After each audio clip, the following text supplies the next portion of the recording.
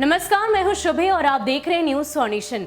बिहार में तो विधानसभा चुनाव संपन्न हो गए, लेकिन जिस तरीके से राजद सत्ता की कुर्सी तक पहुंचते पहुंचते रह गया और इसकी टीस लगातार उन्हें सता रही है। और शायद यही वजह है कि बंगाल और असम चुनाव को लेकर राजद पूरी कमर कस के तैयारी कर रहा है। इसी कड़ी में अगर नेता प्रतिपक्ष तेजस्वी यादव की बात की जाए तो वो भी गुवाहाटी के दौरे पर निकले हैं असम चुनाव को लेकर, और आज वो वहां के अल्पसंख्यक नेता बदरुद्दीन अजमल से मुलाकात करेंगे। आपको बता दें कि बदरुद्दीन अजमल एक अल्पसंख्यक नेता हैं और उनकी पार्टी AIDRF है, यानी कि ऑल इंडिया डेमोक्रेटिक फेडरेशन है।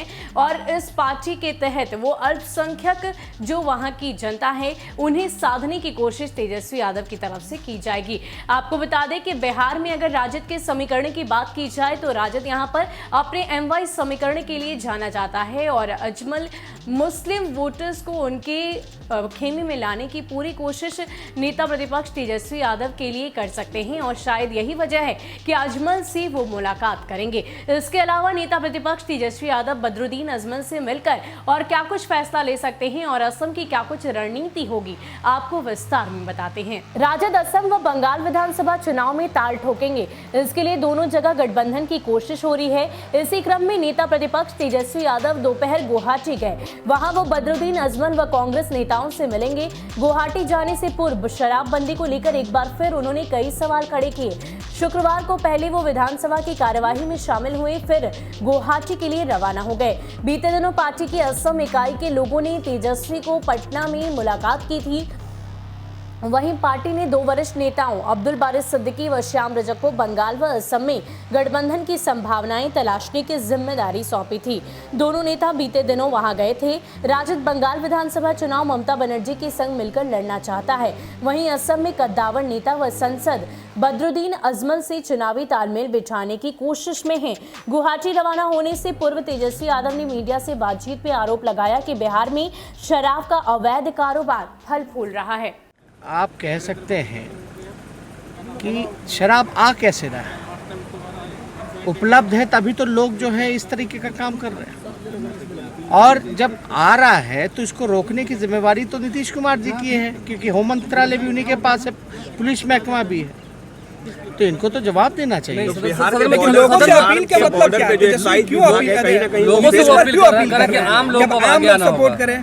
अब बीजेपी के लोग कह रहे हैं कि पहले भी विपक्ष के दबाव में ये शराबबंदी लागू कर दिए, जबकि हम लोग की सरकार की इच्छा थी कि एक करके लागू फेल हो चुकी है ना सरकार, हाथ खड़े कर रखी है। अनुकंपा के मुख्यमंत्री हैं, हाथ खड़े कर रखे, थके हुए मुख्यमंत्री हैं, बिहार संभल नहीं रहा। इसीलिए तो हम कह रहे थे चुनाव में, ये थके हुए मुख्यमंत्री हैं, इनसे बिहार नहीं संभल रहा। क्या लगता है धीरे-धीरे लोग बाहर जा रहे हैं? आप बंगाल अभी हम गुवाहाटी जा रहे हैं, आसाम में भी आपको पता है वहाँ हम लोग की गठबंधन की बात होनी है। आपके बदरुद्दीन जी हैं, उनकी पार्टी है, कांग्रेस पार्टी है, और तालमेल के सिलसिले में हम लोग जाएंगे। माँ कामाख्या का भी आशीर्वाद लेंगे। अंतिम सवाल, क्या बीजेपी भी लग रहा है कि आपको धीरे-धीरे इनका साथ छोड़ रही है? धीरे-धीरे नेता भी इनका उनका है, दोनों ने बिहार को बर्बाद कर दिया। तो आपको बता दें कि नेता प्रतिपक्ष तेजस्वी यादव असम चुनाव को लेकर पूरी तैयारी कर रहे हैं और उनकी तरफ से वो हर संभव प्रयास किए जा रहे हैं कि किसी भी तरीके से असम के विधानसभा में उनकी पार्टी का कोई एक चेहरा जरूर शामिल हो। और यही वजह है कि लगातार उनकी तरफ से ये कोशिशें की जा रही है, और साथ ही साथ बंगाल चुनाव को लेकर भी पूरी तैयारी की जा रही है। और अगर बंगाल चुनाव की बात करें तो मार्च के पहले हफ्ते में तेजस्वी यादव वहां पर जनसभा को संबोधित भी करेंगे, इस बात की भी चर्चा है। और ये भी बात चल रही है कि कहीं ना कहीं बंगाल में वो 6 सीटों पर लड़ने की तैयारी कर रहे हैं, यानी कि 6 विधानसभा क्षेत्रों में राजद के प्रत्याशी उतारे जाएंगे। हालांकि गठबंधन किसके साथ होगा इसमें अभी तक संशय है, क्योंकि जिस तरीके से ममता दीदी से मुलाकात करने के बावजूद कोई पैगाम वापस नहीं आया, ममता दीदी का संदेश वापस नहीं आया, ऐसे में तेजस्वी यादव अब खुद ही ममता बनर्जी से मुलाकात करेंगे। फिलहाल खबर यह है कि असम में वो बदरुद्दीन अजमल से आज मुलाकात कर असम के गठबंधन पर और असम की राजनीति पर आगे की रणनीति उनकी तरफ से बनाई जाएगी। फिलहाल के लिए इतना ही। ऐसे ही अपडेट्स के लिए आप हमारे साथ बने रहिए और देखते रहिए न्यूज फॉर्नेशन। नमस्कार।